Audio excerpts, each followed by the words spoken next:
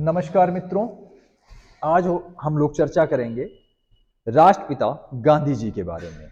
जैसा कि हम लोग जानते हैं कि राष्ट्रपिता गांधी जी का इतिहास में एक प्रमुख योगदान रहा है और खासकर आधुनिक भारत में 2 अक्टूबर 1869 में उनके जन्म से लेकर 1947 तक भारत की आजादी तक वो निरंतर संघर्षरत रहे। और जैसा कि हम जानते हैं तो आज गांधी जी के बारे में डिटेल से चर्चा होगी और खासकर प्री के बारे में, क्योंकि प्री से संबंधित प्रश्न न केवल यूपीएससी बल्कि यूपी पीसीएस में भी गांधी जी से पूछे जाते रहे हैं। तो इसके बारे में आज हम लोग चर्चा करेंगे। गांधी जी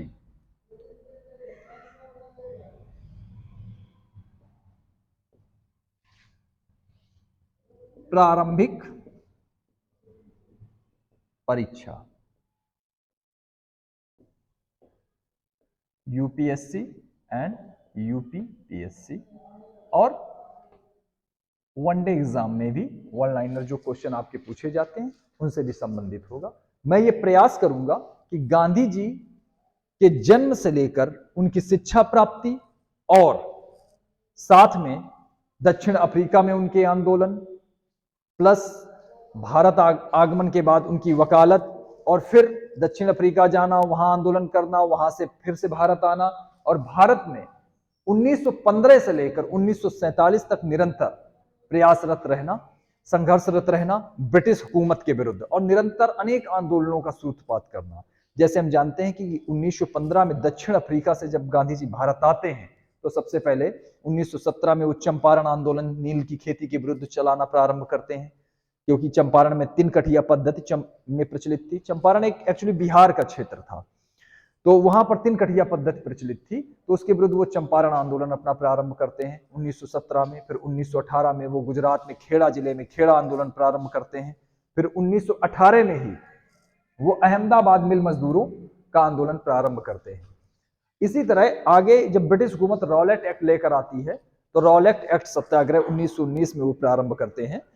और इसके बाद में आपका सविनय अवज्ञा आंदोलन, असहयोग आंदोलन, भारत छोड़ो आंदोलन, व्यक्तिगत सविनय अवज्ञा आंदोलन जैसे कई आंदोलनों का सूत्रपात गांधी जी के द्वारा किया जाता है। तो इन आंदोलनों पर हम क्रम से चर्चा करेंगे और इस समय होने वाली प्रमुख घटनाओं पर भी चर्चा करेंगे। हो सकता है कि एक सेगमेंट में ना आ पाए सारी चीजें, तो कई सेगमेंट में उसको डिवाइड करके हम देखेंगे। तो आज हम चर्चा करते हैं गांधी जी के जन्म से लेकर उनकी कस्तूरबा गांधी के साथ उनका विवाह, उनकी द्वारा शिक्षा प्राप्ति और उनके द्वारा दक्षिण अफ्रीका के आंदोलनों के विषय में। इसके बाद फिर हम लोग भारत में एंट्री लेंगे कि भारत में आने के बाद उनके कौन कौन से आंदोलन चले और किन किन आंदोलनों में उन्होंने अहम भागीदारी निभाई। तो इसमें हम सबसे पहले जानते हैं कि गांधी जी का जो जन्म था वो 2 अक्टूबर 1869 को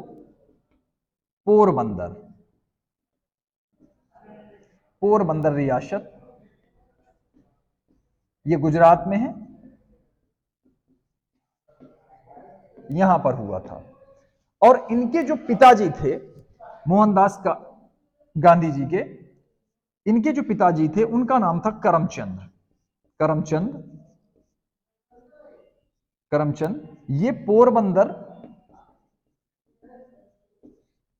रियासत के दीवान थे। बाद में जो इनके पिताजी थे करमचंद, ये राजकोट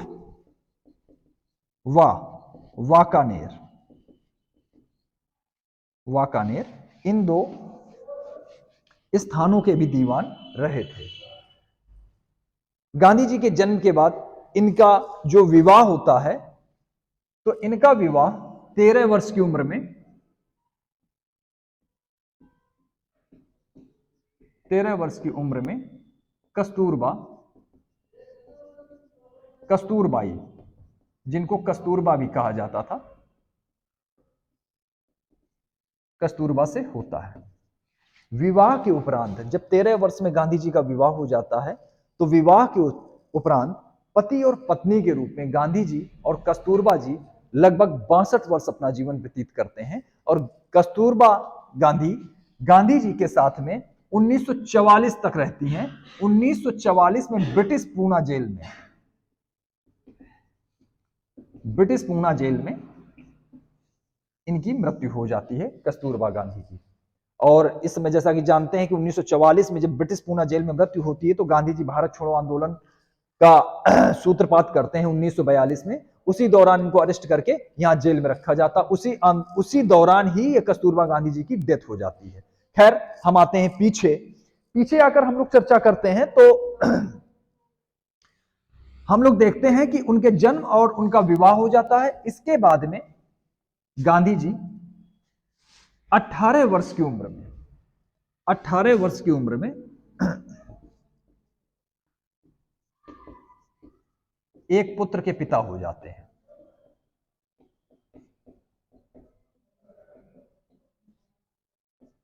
इसके बाद में 19 वर्ष की उम्र में 19 वर्ष की उम्र में यानी 1889 में गांधी जी इंग्लैंड चले जाते हैं। और इंग्लैंड जाने का उद्देश्य होता है बैरिस्ट्री की डिग्री को हासिल करना।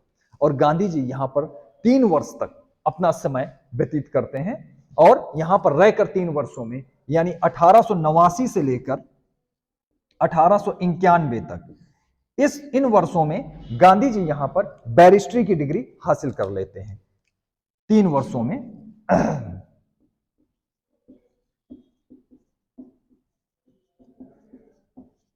बैरिस्ट्री की डिग्री हासिल कर लेते हैं। बैरिस्ट्री की डिग्री हासिल करने के बाद गांधी जी 1891 में इंग्लैंड से वापस भारत आते हैं। ये इनका आगमन 1891 में होता है। यहां आने के बाद गांधी जी अपना, बिकॉज बैरिस्ट्री की डिग्री वहां से अचीव करके आए थे, तो यहां आने के बाद अपनी वकालत प्रारंभ कर देते हैं। और जब अपनी वकालत प्रारंभ करते हैं तो उनकी वकालत के मुख्य रूप से 2 केंद्र होते हैं। एक होता है राजकोट और दूसरा होता है मुंबई और राजकोट में रहकर गांधी जी अपनी वकालत की डिग्री को पूरा करते हैं। वकालत की डिग्री जो लंदन से लेकर आए थे उसके द्वारा यहां पर ये अपनी वकालत के कार्य को प्रारंभ करते हैं। और वकालत के कार्य हेतु इनके जो स्थान होते हैं वो होता है बंबई व राजकोट। परंतु गांधी जी यहां पर वकालत तो कर रहे होते हैं लेकिन इन्हें वकालत में कोई विशेष सफलता नहीं प्राप्त होती है। ऐसी स्थिति में इसी समय गांधी जी को एक ऑफर मिलता है। एक मुस्लिम व्यापारी होते हैं जिनका नेम होता है दादा अब्दुल्ला। यहां पर जो वकालत का 1891 में वापस आते हैं और 1891 से 1893 तक अपनी वकालत करते हैं। और 93 में एक मुस्लिम व्यापारी होते हैं जिनका नाम होता है दादा अब्दुल्ला। ये अपने मुकदमों को देखने के लिए गांधी जी से दक्षिण अफ्रीका जाने का आग्रह करते हैं। खैर, गांधी जी इनके प्रस्ताव को एक्सेप्ट करते हैं और 1893 में गांधी जी साउथ अफ्रीका यानी दक्षिण अफ्रीका चले जाते हैं। अब बात आती है कि जब दक्षिण अफ्रीका गांधी जी पहुंचते हैं तो जिस तरह गांधी जी यहां पहुंचते हैं तो जैसे भारत में उस समय ब्रिटिश हुकूमत होती है, भारत में ब्रिटिश शासन होता है, उसी तरीके से दक्षिण अफ्रीका में भी ब्रिटिश हुकूमत काम कर रही होती है। यहां भी ब्रिटिश राज होता है। अब गांधी जी जब दक्षिण अफ्रीका पहुंचते हैं 1893 में, तो गांधी जी इस समय 1894 में डरबन से प्रिटोरिया एक स्थान है, डरबन से प्रिटोरिया, यहां की जर्नी बाय ट्रेन कर रहे होते हैं और ट्रेन की प्रथम श्रेणी के कोच से इस जर्नी को वो कर रहे होते हैं। तो जब इस जर्नी के दौरान ही होता यह है कि एक स्टेशन होता है जिसका नेम होता है मेरिट्सबर्ग। यहां पर एक ब्रिटिश आता है यानी एक अंग्रेज आता है जिसे हम गोरा भी कहते हैं। एक गोरा आता है और पुलिस की सहायता से ट्रेन के प्रथम श्रेणी के कोच से गांधी जी को बाहर निकलवा देता है। ऐसी स्थिति में कहते हैं, कुछ इतिहासकारों का मानना है कि इस घटना का गांधी जी के जीवन में बड़ा व्यापक असर पड़ा है। गांधी जी ऐसा मानते हैं कि आज इस देश में ना तो भारतीयों का कोई वजूद है, ना भारतीयों को ऐसा कोई हक है कि वो अंग्रेजों की बराबरी कर सकें। अतः वो एक ये जो दास्ता का शासन चल रहा होता है ब्रिटिश हुकूमत का भारत, दक्षिण अफ्रीका या अन्य दूसरे महाद्वीपों में, इस शासन को कम से कम भारत से उखाड़ फेंकने के लिए गांधी जी प्रतिज्ञाबद्ध हो जाते हैं। और यहीं के बाद में, इसके बाद में 1894 में ही गांधी जी दक्षिण अफ्रीका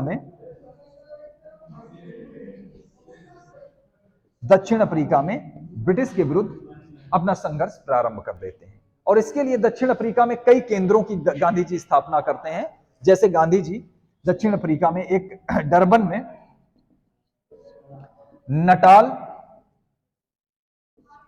इंडियन कांग्रेस, इस केंद्र की स्थापना करते हैं। दूसरा, एक जर्मन शिल्पकार होता है, जर्मन शिल्पकार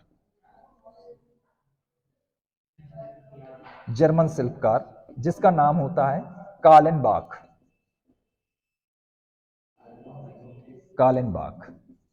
इसकी सहायता से ये टॉलस्टॉय फॉर्म को स्थापित करते हैं, टॉलस्टॉय फॉर्म को। इन दो फॉर्मों की स्थापना के बाद गांधी जी 1904 में यहां पर एक और केंद्र स्थापित करते हैं जिसका नेम होता है फिनिक्स आश्रम। 1904 में दक्षिण अफ्रीका में ही गांधी जी फिनिक्स आश्रम को स्थापित करते हैं। और इसी समय एक एक्ट ब्रिटिश हुकूमत पारित करती है जिसमें जो भारतीय दक्षिण अफ्रीका में उस समय रह रहे होते हैं, तो उस एक्ट के तहत अपने आप को उस रजिस्ट्रेशन एक्ट के तहत अपना पंजीकरण कराना होता है प्रत्येक भारतीय को। और उस एक्ट का नाम होता है Asiatic registration act. Gandhi ji इस एक्ट का विरोध करते हैं और इसके विरोध में कई बार जेल की यात्रा उन्हें करनी पड़ जाती है। खैर, यहां तक कि अपनी जर्नी पूरी करते हुए गांधी जी दक्षिण अफ्रीका के बाद में यहां पर ब्रिटिश हुकूमत के विरुद्ध निरंतर संघर्ष रहते हैं, कई बार जेल जाते हैं और कई आंदोलनों का यहां भी सूत्रपात करते हैं। यहां के बाद गांधी जी का आगमन भारत होता है। अब यह बात आती है कि गांधी जी जब भारत आते हैं तो गांधी जी की भारत में जो एंट्री होती है वो 9 जनवरी 1915 को बॉम्बे तट पर गांधी जी उतरते हैं, आकर दक्षिण अफ्रीका से आते हैं। अब गांधी जी जब भारत आते हैं तो गांधी जी भारत आकर यहां पर गोपाल कृष्ण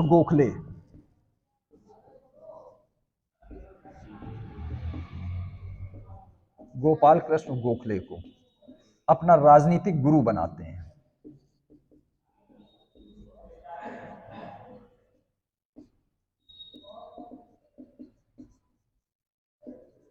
बताया जाता है ये जो गोपाल कृष्ण गोखले होते हैं, ये गांधी जी को यह परामर्श देते हैं कि 1 वर्ष तक भारत का भ्रमण करें और भारत की राजनीतिक, आर्थिक, सामाजिक व्यवस्था व यहां के सामाजिक ताने बाने का अवलोकन करें।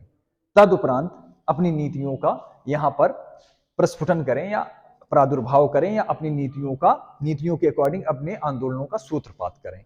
खैर, यहां तक अब तो बात ठीक है कि गोपाल कृष्ण गोखले को अपना राजनीतिक गुरु बनाते हैं और इन्हें जो सुझाव देते हैं गोखले उसका अनुसरण भी करते हैं गांधी जी। लेकिन यहां पर सबसे बड़ी बात यह आती है कि गांधी जी को दक्षिण अफ्रीका में एक लंबा अनुभव प्राप्त हो गया था और दक्षिण अफ्रीका का समाज जैसे एक विभेदात्मक समाज था, बहुभाषा भाषी समाज था, वही सेम कंडीशन भारत में भी थी। तो दक्षिण अफ्रीका से प्राप्त जो तजुर्बा था गांधी जी को, उस तजुर्बे के आधार पर गांधी जी को भारत में काम करना आसान है, क्योंकि भारत में भी बहुभाषा भाषी नस्ल के लोग, बहु संप्रदाय थे, बहुधार्मिक व्यवस्था के लोग थे, तो वहां से जो उन्होंने तजुर्बा लिया था, यहां पर भारत में उन्हीं चीजों को अप्लाई किया गांधी जी ने। और सबसे बड़ी बात यह थी क्योंकि गांधी जी ने अपने जिस दर्शन का विकास किया था, जिसमें कहते हैं सत्य, अहिंसा, सत्याग्रह, ये सारी दर्शन या तकनीकी का विकास गांधी जी ने दक्षिण अफ्रीका में ही कर लिया था, और फाइनली इसका जो प्रयोग था उन्होंने भारत में भी किया। खैर, जब गांधी जी का 9 जनवरी, यहां एक बात और बताना चाहूंगा कि 9 जनवरी 1915 को जो गांधी जी का भारत आगमन हुआ था, आज हमारी भारत सरकार इस 9 जनवरी 1915 9 जनवरी को ही प्रवासी दिवस के रूप में मना रही है। प्रवासी दिवस के रूप में इसको मनाया जा रहा है। पहली चीज। दूसरी बात आती है कि गांधी जी का जो जन्म हुआ था वो 2 अक्टूबर को हुआ था, 2 अक्टूबर 1869 को। अब इस 2 अक्टूबर को यूएनओ यानी यूनाइटेड नेशंस ऑर्गेनाइजेशन या संयुक्त राष्ट्र संघ विश्व अहिंसा दिवस के रूप में मना रहा है। विश्व अहिंसा दिवस। कुल मिलाकर हम कह सकते हैं कि गांधी जी ने अपनी स्ट्रेटजी या अपने दर्शन के माध्यम से एक ऐसी अमिट छाप छोड़ी, एक ऐसा दर्शन दिया, अहिंसावादी दर्शन, कि आज जिसका पालन संयुक्त राष्ट्र संघ भी कर रहा है। और गांधी जी की आज प्रतिमाएं हम देखते हैं तो लंदन हो, साउथ अफ्रीका हो, या अन्य देश हो, या फिर रसिया हो, यहां पर इनकी प्रतिमाएं स्थापित की जा रही, क्योंकि इन्होंने अपनी एक आंदोलनों के माध्यम से या अपने दर्शन के माध्यम से एक ऐसी अमिट छाप छोड़ी कि जिसके लिए कहा गया है कि गांधी जी ऐसी नीतियों का अनुसरण करते थे कि अत्यधिक कष्टसाध्य स्थिति में भी अपने समर्थकों के लिए वो कुछ ना कुछ प्राप्त कर लेते थे। जैसे उनके कई आंदोलन जो हम आगे देखेंगे चलकर, ठीक है, आगे उनकी बात आएगी, तो कोई भी आंदोलन रहा हो और गांधी जी ने किसी मुद्दे को लेकर आंदोलन छेड़ा हो, तो उन आंदोलनों में कुछ ना कुछ तो गांधी जी अपने लोगों के लिए रियायत प्राप्त कर लेते थे। खैर, यहां तक की बात आती है 9 जनवरी 1915 जी को गांधी जी का भारत में आगमन होता है। अब बात आती है इसके आगे की। जब 9 जनवरी 1915 को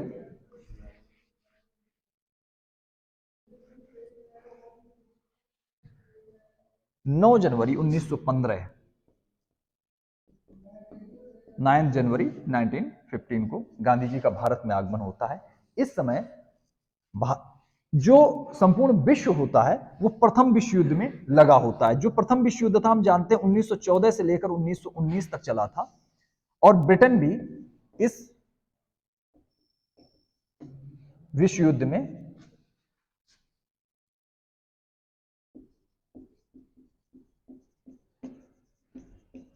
में संलग्न था। इस समय संपूर्ण यूरोपीय शक्तियां 2 गुटों में बटी हुई थी। एक और मित्र राष्ट्र थे, फ्रेंड्स कंट्रीज, जिसमें ब्रिटेन, फ्रांस, नीदरलैंड वगैरह थे, पोलैंड, और दूसरी तरफ फांसीवादी या नाजीवादी शक्तियां थी, जिसमें जर्मनी और इटली थे। तो गांधी जी ने ब्रिटेन को एक लोकतांत्रिक देश मानते हुए ब्रिटेन के सहयोग की नीति अपनाई, और इन्होंने भारतीयों को ब्रिटिश सेना में भर्ती होने की अपील की। इस भर्ती होने की अपील करने के कारण ही गांधी जी को भर्ती करने वाला सार्जेंट कहा जाने लगा। भर्ती करने वाला सार्जेंट, भर्ती करने वाला सार्जेंट कहा जाने लगा, और इनको कैसर हिंद की उपाधि दी गई। खैर, यहां तक तो बात आ जाती है। अब इसके बाद में प्रथम विश्व युद्ध, क्योंकि गांधी जी ने इस युद्ध में जो ये प्रथम विश्व युद्ध चल रहा था, इसमें ब्रिटेन का सपोर्ट इसलिए और किया था क्योंकि गांधी जी का ये भी मानना था कि ब्रिटेन एक लोकतांत्रिक देश है, और प्रथम विश्व युद्ध समाप्त होने पर ब्रिटिश हुकूमत कुछ ना कुछ रियायत भारतीयों के साथ करेगी। हो सकता है स्वशासन का अधिकार दे दे, हो सकता है स्वराज का अधिकार दे दे। तो गांधी जी का एक अपना पर्सनल मत यह भी था।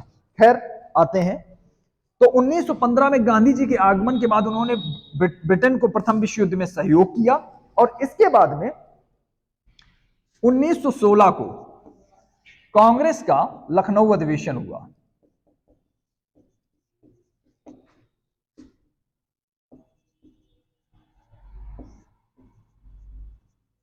लखनऊ सेशन हुआ, लखनऊ अधिवेशन, लखनऊ अधिवेशन हुआ। यहां पर गांधी जी से मुलाकात करते हैं राजकुमार शुक्ल।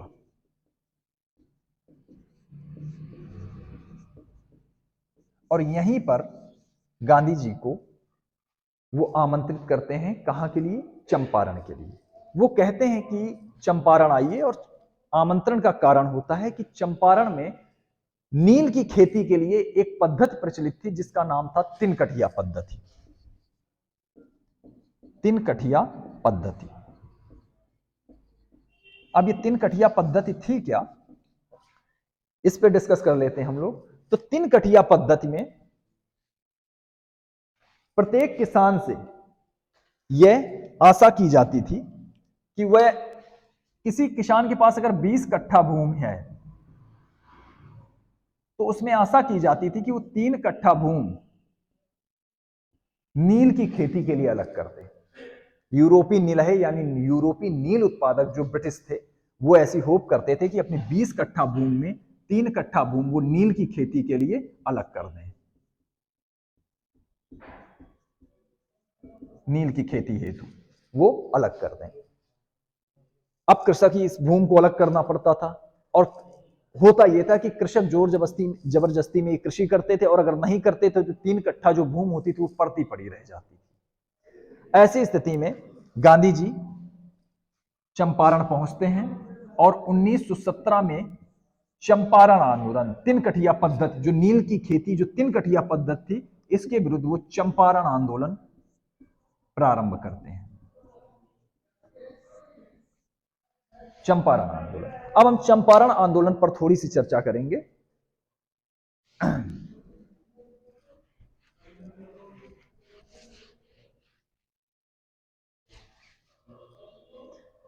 चंपारण आंदोलन 1917 में प्रारंभ होता है।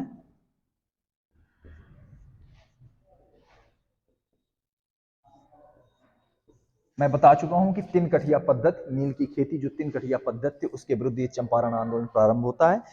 तो डेट तो किसी भी प्रारंभिक परीक्षा में कई बार पूछी गई, इसको मैचिंग करने के लिए भी पूछा गया, लेकिन जो सबसे ज्यादा पूछा गया है कि इस आंदोलन में गांधी जी के साथ कौन कौन और कांग्रेसी नेता थे। तो कौन कौन कांग्रेसी नेता चंपारण आंदोलन में थे, उस पर हम चर्चा करेंगे।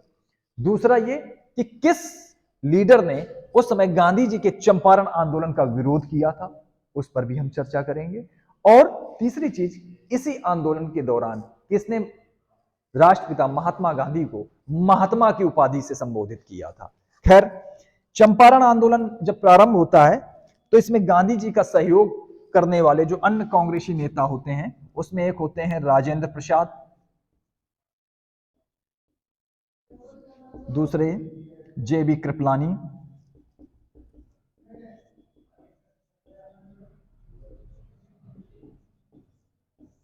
तीसरे होते हैं अनुग्रह नारायण सिंह,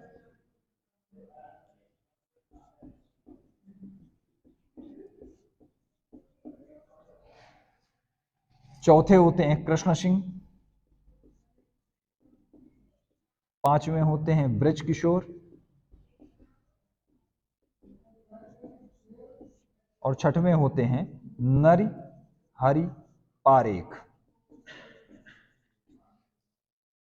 ये लीडर चंपारण आंदोलन में गांधी जी का साथ देते हैं, और अंततः यहां पर तिनकठिया पद्धति का अंत हो जाता है। खैर, अब बात आती है कि इस चंपारण आंदोलन का विरोध किसने किया था। तो चंपारण आंदोलन का विरोध करने वाले व्यक्ति थे मिस्टर एनजी रंगा। एनजी रंगा, इन्होंने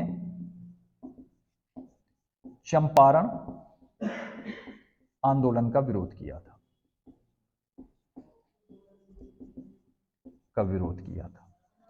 और इसी आंदोलन के दौरान ही गांधी जी को महात्मा की उपाधि,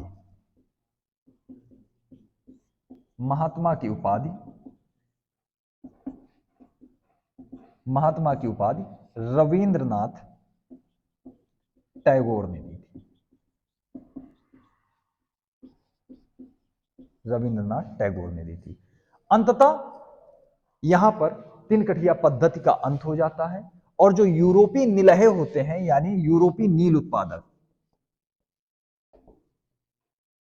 यूरोपीय नील उत्पादक या कह सकते हैं यूरोपीय निलहे, यूरोपीय निलहे इनको बोला जाता था, वो 25% राशि कृषकों को वापस करने के लिए तैयार हो जाते हैं।